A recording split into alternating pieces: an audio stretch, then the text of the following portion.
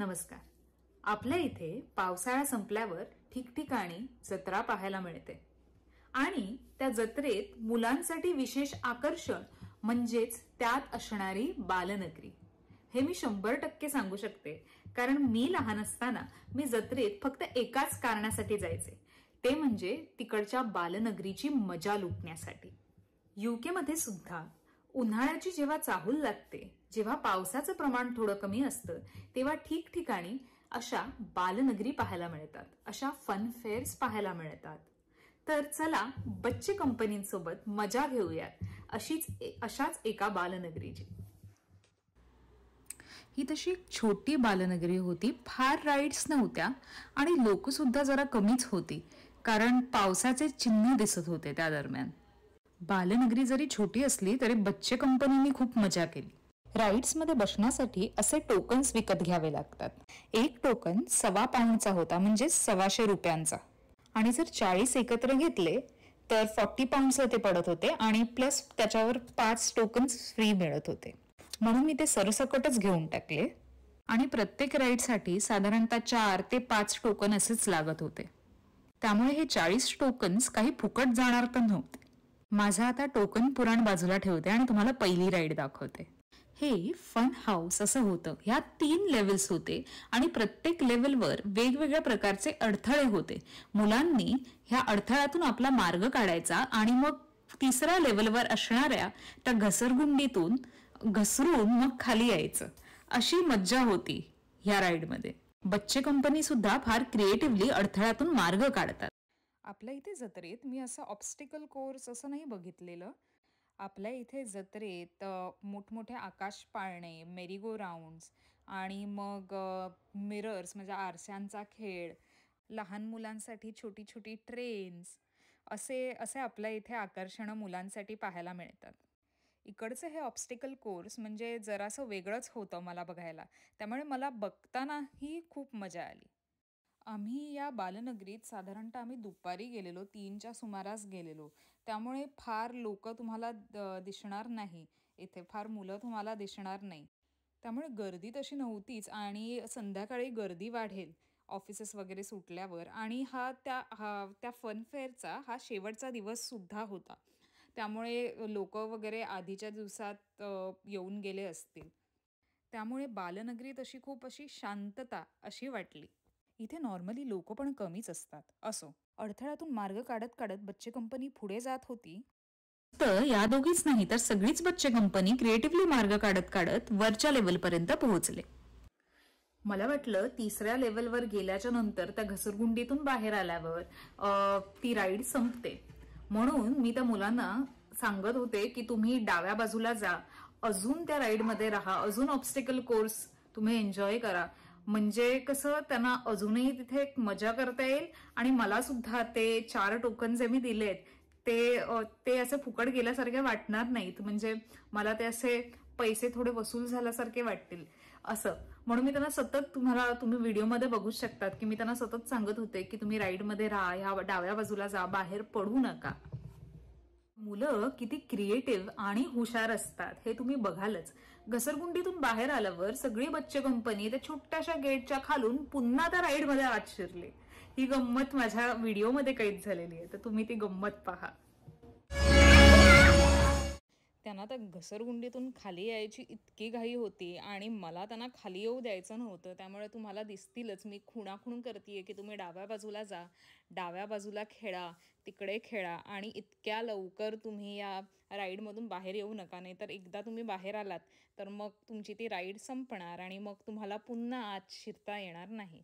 म्हणून मी त्यांना सतत खाणाखुण करून त्यांना सांगते. माझ्या अनेक विनंती फेटाळून ह्या दोन्ही जणी खाली आल्या या घसरगुंडीतून. पण त्यांच्या आधी दुसरी बच्चे कंपनी बाहेर आली आणि तुम्ही पाहूच शकतात की ते बाहेर येऊन कसे पुन्हा त्या गेटच्या वरून तर काही त्या गेटच्या खालून जाऊन असा स्वतःचा मार्ग काढून पुन्हा त्या ऑब्स्टेकल कोर्समध्ये पुन्हा ते सामील झाले.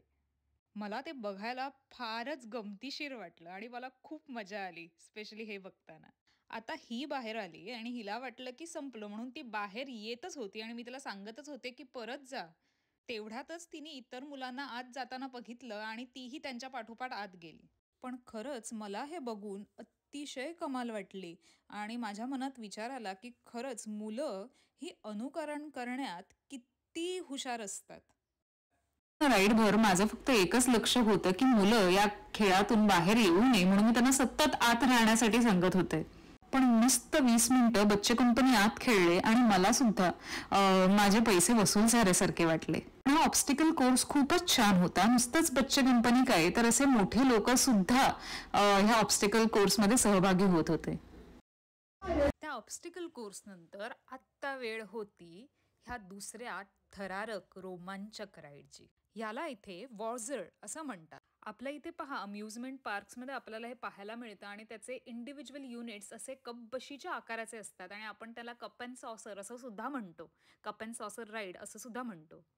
या राईडची जी मॅनेजर होती ती इतर लोकांना बोलवत होती कारण ह्यातले काही युनिट्स रिकामे होते आणि जर राईड सुरू झाली तर मध्ये थांबवता येणार नाही. आपल्या इथे सुद्धा आपल्याला असाच प्रकार पाहायला मिळतो. त्यामुळे तिची अनाउन्समेंट ऐकून काही लोक आली सुद्धा त्या राईडमध्ये बसायला आणि मग लगेच ही राईड सुरू सुद्धा झाली. ह्या राईडमध्ये अजून एक वेगळं वैशिष्ट्य असं मला दिसलं की जर तुम्हाला या राईड चालू असताना अजून जोराने वेगाने फिरायचं असेल तर मग हिचाच एक असिस्टंट तो यायचा आणि तुम्ही जर ओरडलात किंवा एखादा हात वर केलात की तो तुमच्या युनिटला अजून जोराने वेगाने फिरवायचा. पण हो, त्यांनी बच्चे कंपनीचा जो युनिट होता तो त्यांनी अजिबात जोरात वेगाने फिरवला नाही. हे वैशिष्ट्य. मी काही या राईडमध्ये बसले नाही पण मला बघतानाच त्या राईडचा रोमांच आणि थरार जाणवत होता. त्यामुळे मी त्याची संपूर्ण अनुभूती घेतली. बच्चे कंपनीनी ह्या राईडमध्ये बसून अतिशय अतिशय अतिशय धमाल केली आणि त्यांना ही राईड खूप आवडली. मी त्यांना विचारलं की तुमची आवडती राईड कोणती, तर त्यांनी ह्याच राईडचं मला नाव सांगितलं. त्या थरारक राईड नंतर आता आली वेळ या साध्या मेरीगो राऊंडची. दोघी अगदी डबल डेकर बसच्या वरच्या डेकवर बसून आता पुढची राईड कुठली करायची हे त्यांचं प्लॅनिंग मात्र सुरू होतं. मग त्या दोघींनी ह्या सॉफ्ट प्ले एरियामध्ये जायचं ठरवलं. आपल्या जत्रेत हे असं मोठं किल्ल्याच्या आकाराचं असायचं. एका साईडनी चढून वर जायचं आणि मग दुसऱ्या साईडनी एक घसरगुंडी असायची. सारं काही रब्बरचं असायचं. त्यामुळे तुम्ही घसरून जरी आलात, चढून जरी आलात, उडी मारली तरी तुम्हाला काही लागायचं नाही. त्यामुळे हे असं उड्या मारण्यासाठी, इकडे तिकडे बागडण्यासाठी हा सॉफ्ट प्ले एरिया. हे मला आवडतं. कुठल्याही वरच्या लेवलला गेलं की आपल्यासोबत जे आलंय त्यांना अगदी आवर्जून आपुलकीने हात दाखवायचं आणि मी लहान असताना मी सुद्धा असंच करायचे. मग त्यांना त्या सॉफ्ट प्ले एरियामध्ये एक घोड्याचं खेळणं सापडलं. खरं तर तो एक रेनडिअर होता पण मी त्याला घोडाच म्हणेन कारण घोडा म्हणणं फार सोपं जातं. तर ते खेळणं सापडल्यापासून त्यांनी त्या घोड्याचा, त्या रेनडिअरचा पाठलाग अजिबात सोडला नाही. मग त्याला कसरत करून अगदी वर घेऊन जायचं आणि मग त्याच्यावर बसून घसरगुंडी करायची. ही त्यांची गंमत मी बघतच होते. ही तर अगदी उलटी पण चढते आता घसरगुंडीवर आणि त्याच्यावर बसून तिला पुन्हा खाली यायचंय. अशी त्यांची मज्जा गंमत चालूच होती. त्याच्यानंतर त्यांनी ही अशी घोडागाडी सुद्धा केली. म्हणजे घोडागाडी करून त्याच्यावरती उड्या मारणं, म्हणजे रेनडिअर गाडी मी म्हणेन, रेनडिअर गाडी करून त्यावर उड्या मारणं, अशी मजा चालूच होती. मला हे बघून खरंच कमाल वाटते की एखाद्या गोष्टीचा कौशल्याने वेगवेगळ्या पद्धतीने कसा वापर करता येईल हे खरंच मुलांकडून शिकण्यासारखं आहे. लहानपणी आपण सुद्धा अगदी कार्डबोर्डच्या फुट्ट्यापासून बस, गाडी, ट्रेन त्या फुट्ट्याला बनवायचो आणि ती आपल्यासाठी ती इमॅजिनेशनवाली गाडी, बस किंवा ट्रेन असायची आणि त्यातून आनंद मिळायचा. बालपणी आपलं इमॅजिनेशन इतकं स्वैरपणे फिरत असतं आणि जसे जसे आपण मोठे होत जातो तसे तसे आपण त्याला कुठेतरी कुंपण घालत जातो. त्याला आपण लिमिट करत जातो आणि मग एखादा प्रश्न पुढे आला की आपल्याला वाटतं की त्याचा तोडगाच नाही आहे. पण जर त्याच गोष्टीला आपण वेगळ्या पद्धतीने क्रिएटिव्हली बघितलं तर त्याच गोष्टीचा तोडगा आपल्याला इमॅजिनेशनच्या जोरावर अगदी सहज सापडतो. नंतर इथे पावसाचं वातावरण झालं. जसं मी आधीच्या व्हिडिओमध्ये सांगितलेलं, इथे केव्हाही कधीही पाऊस पडू शकतो.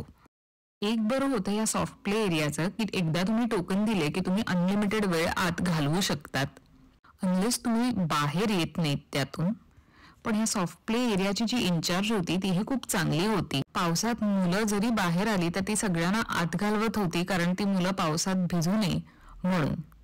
हे डॅशिंग कार्स सारखं होतं, फक्त कार्सच्या ऐवजी इथे मला वाटतं हे असे टायर्स होते आणि स्टिअरिंग व्हीलच्या ऐवजी असे जॉयस्टिक्स होत्या, जेणेकरून ते पुढे पाठी करता येत होतं. पण डॅशिंग कार इतकीच मजा होती यात सुद्धा. तुम्हाला लोक या बालनगरीत जरा कमीच दिसतील, कारण हेही कारण असू शकतं, कारण आम्ही दुपारी गेलेलो, साधारणतः 3 वाजताच्या सुमारास आम्ही गेलेलो, त्यामुळे आम्हाला गर्दी सुद्धा भेटली नाही. गर्दी काही कोणच दिसलं नाही त्यात, त्यामुळे राईड्स मध्ये सुद्धा फार मजा घेता आली. संध्याकाळी ऑफिसेस सुटल्यावर गर्दी असू शकते, पण आपल्या इथे जत्रेत जे माहोल असतं, जे वातावरण असतं, ते नक्कीच इथे नाहीये. त्यामुळे ते मी इकडे नक्कीच मिस केलं.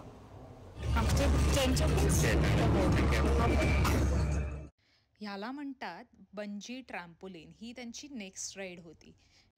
या राईडमध्ये खूप उंच उंच उड्या मारता येतात. या राईडमध्ये अशी मजा येते की जेव्हा तुम्ही टॉपला असतात तेव्हा तो व्ह्यू खूप छान दिसतो आणि खूप सुंदर दिसतो. तेव्हा तर पावसाचं वातावरण होतं, त्यामुळे तितकं मला नाही वाटत की तितका सुंदर व्ह्यू दिसला असेल. पण जेव्हा लख्ख सूर्यप्रकाश असतो आणि क्लिअर स्काईज असतात तेव्हा हे करताना फार मजा येते. किंवा संध्याकाळी रात्रीच्या दरम्यान जेव्हा सगळीकडे लाईट्स असतात ते बघायला फार मजा वाटते. रेडिंगमध्ये हा बालनगरीचा शेवटचा दिवस होता. त्यानंतर आपल्या इथे जशी जत्रा एका ठिकाणाहून दुसऱ्या ठिकाणावर जाते, तशीच ही बालनगरी सुद्धा एका शहरातून दुसऱ्या शहरात जाणार होती आणि हिचं पुढचं डेस्टिनेशन ब्रायटन असं होतं.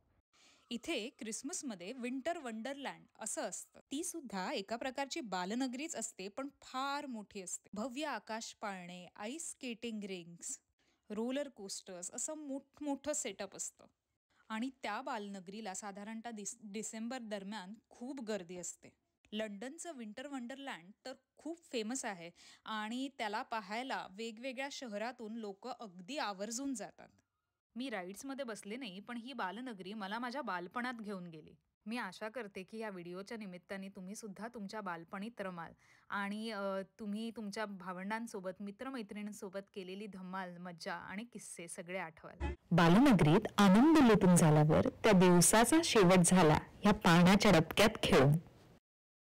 मला वाटतं आपण सगळ्यांनी किमान एकदा तरी असं पाण्याच्या डबक्यात खेळून आनंद लुटलाच असेल.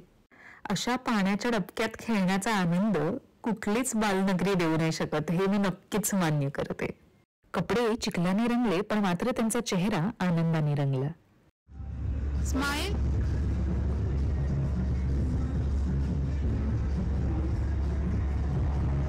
गुड.